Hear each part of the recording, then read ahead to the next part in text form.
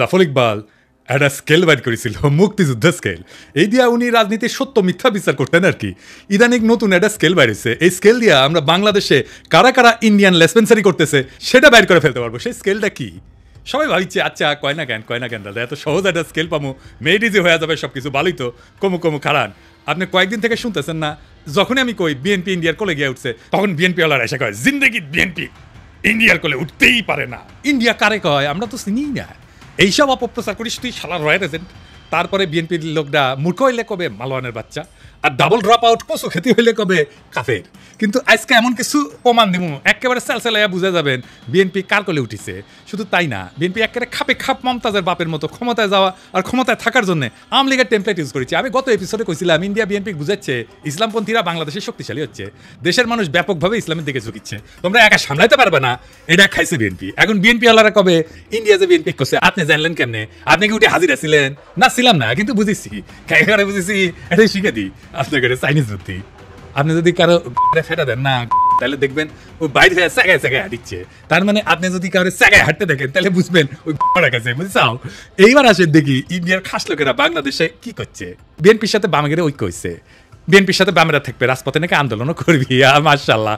কিন্তু এমএম আকাশ সবচেয়ে গুরুত্বপূর্ণ কথাটা কয়ে ফেলছে ফসাদ কইরা।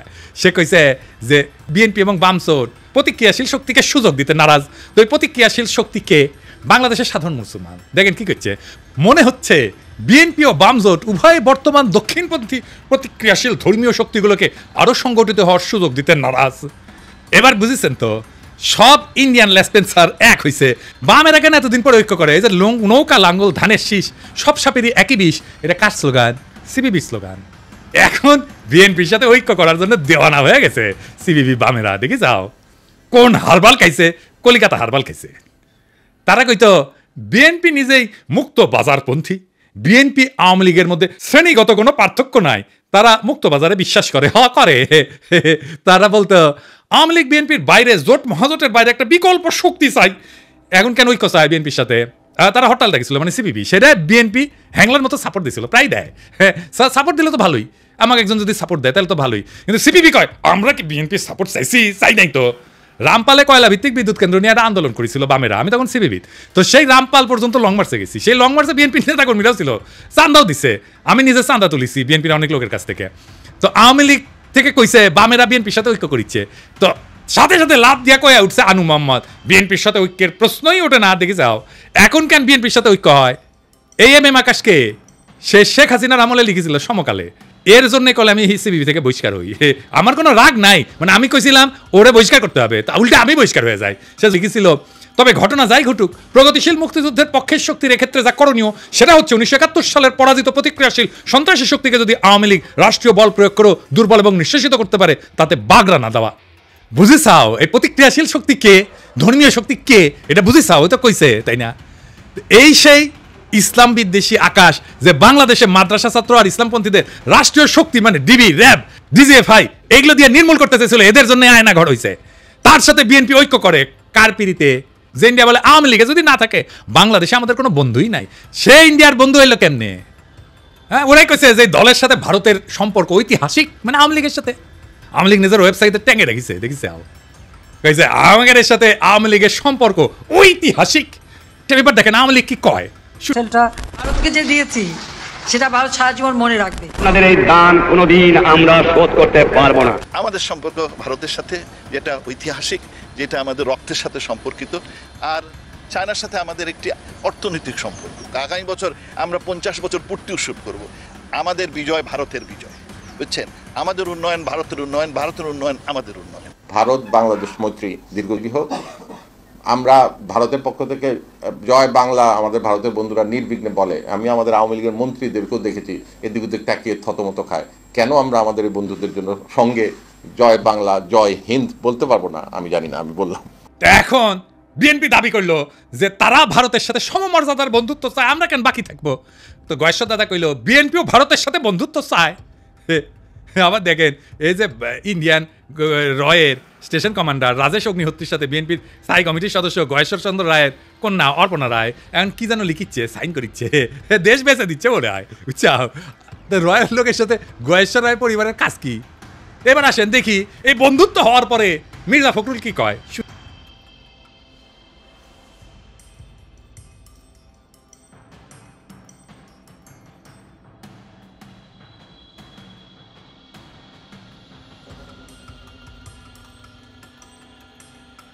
দেখেছেন দোস্তালি হয়ে গেছে কলে যে বিএনপি গত ডিসেম্বরে কইছিল বাংলাদেশ নয় ভারতের বন্ধুত্ব হাসিনার সঙ্গে, তো এখন কি এলো? তো এখন জামাত দেখলো যে ট্রেন তো মিস হয়ে গেল যাইতেছে, তো সেও কল সখী ধরো ধরো ধরো ধরো আমি কি তোমার পর, তা কইল বন্ধুত্ব চাই সহযোগিতা চাই, ভারতের প্রতি জামাতের বার্তা।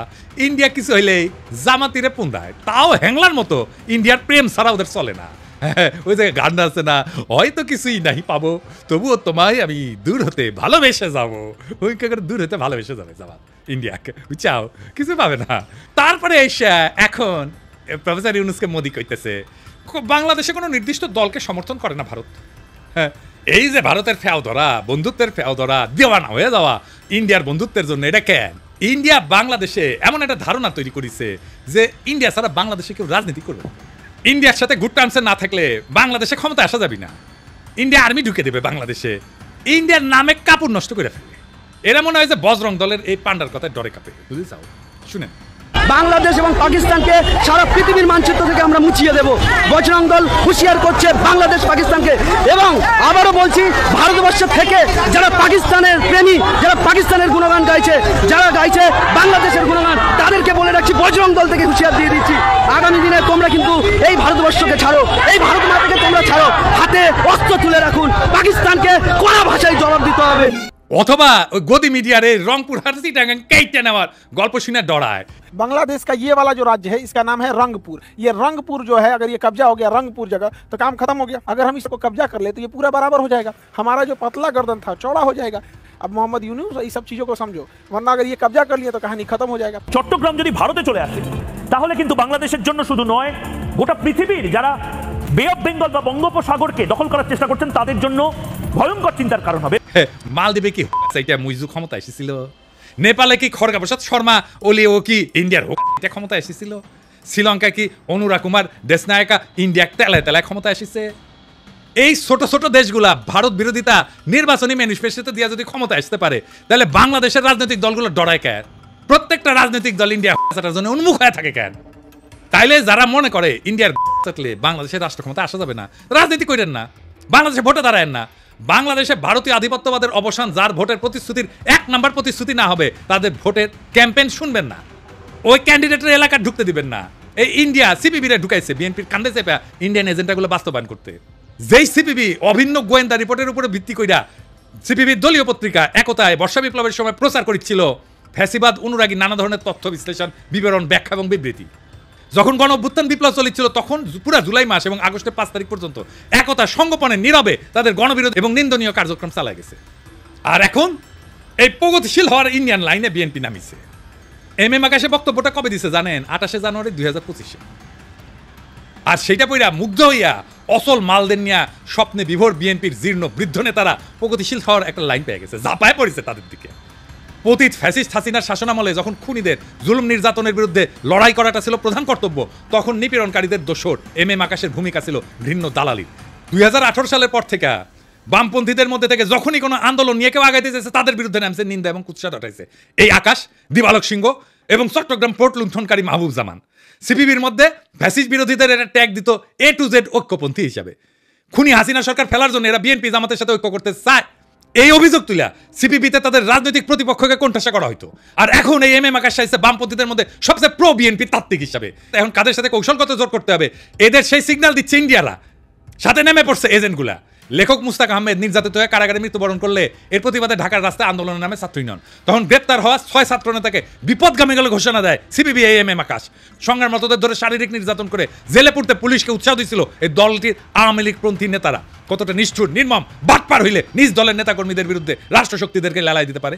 ফ্যাসিস্টদের এই সহযোগী সিপিবির নেতারা তাদের প্রাণাধিক প্রিয় মুজিব তনয়া খুনি হাসিনার পলায়নের 9 মাসের কম সময়ের মধ্যে এক স্বপ্ন দেখতেছে বিএনপির ঘাড়ে ভর করে রাজনীতির ময়দানে আশ্রয় নিবে, আসন্ন পার্লামেন্টের মেম্বার হবে। আর বিএনপিও গণবিরোধী এই সমস্ত পসামেলের ভাগারে পরিণত হইতে চাইতেছে। ইন্ডিয়ার পরামর্শে সোয়ার পথে হাঁটতে গিয়া ইনশাল্লাহ এভাবে মহাসড়ক খারাপে বিএনপি নিজেও জয় বাংলা হয়ে যাবে আওয়ামী লীগের মতো। এই এম এম আকাশ কয়দিন আগে মেঘনা গ্রুপের মোস্তফার এপিসোড করেছিলাম না, দেখেন কি খাতির এই এম এম আকাশের। তাহের ভাইয়ের সাথে বসিস একই টেবিলে, তুই নাকি কমিউনিস্ট, তো দুর্বৃত্ত আওয়ামী অলিগার্কের সাথে তোর কি সম্পর্ক রে আকাশের বাচ্চা? উই তো তোর শ্রেণী শত্রু। দেখেছেন সব ইন্ডিয়ান রসুনের প্রগতিশীল টুপকি একই সাথে সিপিবি অফিস কেন আমি দখল করে নেওয়ার কথা বলি, দেখেছেন বুঝেছাও? এই জন্যে এইবার আসেন সন্তোষ শর্মা পার রয়্যাল এজেন্ট, এর প্রথম মিটিং এ আনছে বিএনপি। দেখেন বাংলাদেশ সুদর্শন পরিষদের সাধারণ সম্পাদক বিশিষ্ট সাংবাদিক সন্তোষ শর্মা শুভেচ্ছা ব্যক্ত করেন। আমি ভাগ্যবান, আমি যখন বক্তব্য রাখতে হচ্ছি তখন মাননীয় সভাপতি জানেন আমাদের কাছে আমি কৃতজ্ঞতা। তারেক রহমানের উপস্থিত আছে। এখন কবেন তারেক রহমান লন্ডনে থাকেন, চিনেন না? একবার না একাধিকবার সন্তোষ শর্মাকে তারেক রহমানের মিটিং এ ছিল। দেখেন আবার দেখেন।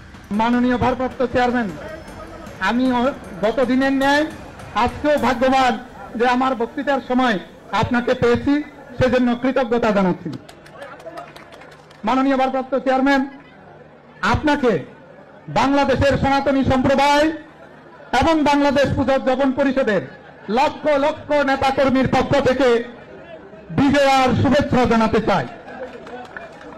কালবেলার প্রকাশক এখন কে জানেন? কালবেলার প্রকাশক এখন বিএনপি। নুরুদ্দিন অপু তারেক রহমানের সাবেক এপিএস, এই কালবেলার প্রকাশক এখন সে। সন্তোষ শর্মা বিএনপির কর্মচারী, এখন রয়্যাল এজেন্ট হয় বিএনপির কর্মচারী। বিএনপি যদি এরপরও বলে ভারতের সাথে আমাদের সম্পর্ক নাই, তাইলে হবে উল্টা বিএনপি মূর্খসোধা সাপোর্টারগুলো বলে আমি নাকি রয়্যাল এজেন্ট। সন্তোষ শর্মা না, এই বিএনপি ক্ষমতায় আসলে আওয়ামী লীগের মতো আলেম পেটাবে। হারুন ইজাহার রেডি হন, আবারও আপনারা ধরবে। এম এম আকাশ কইছে না বিএনপি এবং বামজোট উভয় বর্তমান দক্ষিণপন্থী প্রতিক্রিয়াশীল ধর্মীয় শক্তিগুলোকে আরো সংগঠিত হওয়ার সুযোগ দিতে নারাজ। এই বিএনপি কি জিয়ার বিএনপি? এই বিএনপি কি খালেদা জিয়ার বিএনপি? এই বিএনপিকে কি আপনারা ক্ষমতায় দেখতে চান? আপনাদের কাছে প্রশ্ন রেখে গেলাম। আমি যখন টের পাইছি বিএনপি ইন্ডিয়ার কোলে যায় উঠিছে, তখন থেকে আমি প্রতিবাদ করে গেছি। আর বিএনপির নেতাকর্মীরা কয়ে গেছে বিএনপির পণ দেখে আমি আঙুল দিতেছি। দেশের স্থিতিশীলতা চাই না, আমি মবস্টার, দেশকে অশান্ত রাখতে চাই, যেন ইন্ডিয়ার সুবিধা হয়। এটার বেকুবি বলবেন না শয়তানি বলবেন। এম এম আকাশ যে বিবৃতি দিল বিএনপির কাউরে প্রতিবাদ করতে দেখছেন? দেখেন মানে এটা বিএনপিরও কথা, আকাশ মিছা কথা বলে না। এরপরে সন্তোষ শর্মাকে স্টেজে আনলোকে জামাত। দেখেন জামাত হিন্দুদের নিয়ে প্রোগ্রাম করবে, এটা জিজ্ঞেস করে নিবে না কয়েকজনকে যে কারে কারে ডাকা যায়? এইসব কথা যখন আমি বলি, বিএনপি জামাতের উভয় দলের কিছু কর্মী আছে বলে বিএনপির কি বুদ্ধি কম পড়িছে যে তোর কাছে বুদ্ধি নিবে? জামাত কয় তুই কি মজলিসে শুরার সদস্য যে তোর কাছে বুদ্ধি নিবে? তার মানে এরা আমজনতার কথা শুনবে না, আপনার আমার কথা শুনবে না। এরা কেমন স্বৈরাচার হবে বুঝা দেখেন। যাক ক্ষমতা ছাইরা বিএনপি জামাত যে আসুক, তারাই জনগণকে আওয়ামী লীগের মধ্যে সকাল সন্ধ্যা ঠাপাবে। মাথায় রেখেন। তাহলে হাসিনা কি খারাপ ছিল?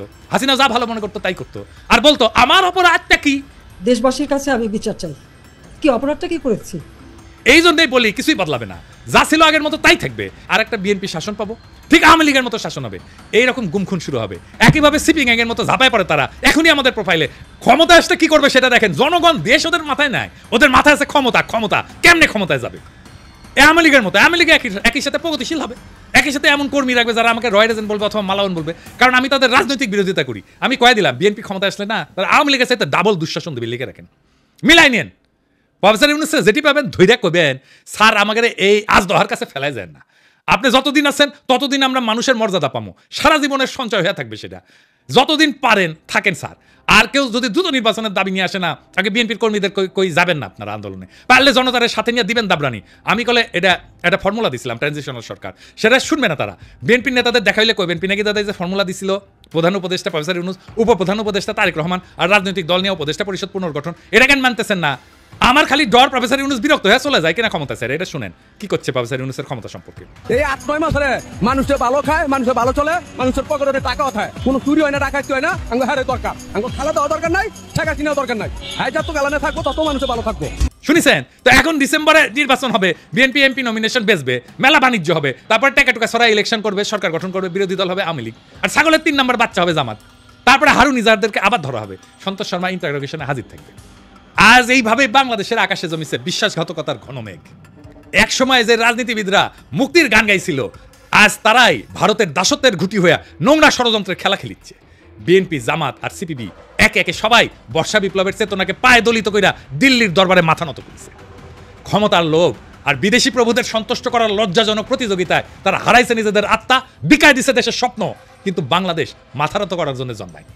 এই মাটি, এই মানুষ বর্ষার বর্জ্য বিদ্যুতের মতো জায়গায় উঠবে সমস্ত দাসত্বের শৃঙ্খল ছিন্ন কইরা। বর্ষা বিপ্লবের চেতনায় দীপ্ত নতুন প্রজন্ম শপথ নিছে কোনো ভারতের পদলেহনকারী এদেশের শাসন করবে না। কোনো ভণ্ড সোগান আর মেকি প্রগতিশীলতা আমাদের রুখতে পারবে না। আমরা ঘুমন্ত না, আমরা কেবল ঝড়ের অপেক্ষায়, আমরা বিজয়ের জন্য আগায় চলছি। বজ্রকণ্ঠে ঘোষণা দিতে বর্ষা বিপ্লবের চেতনা অমর হোক, ভারতীয় আধিপত্যবাদের অবসান ঘটুক, ইনকিলাব জিন্দাবাদ।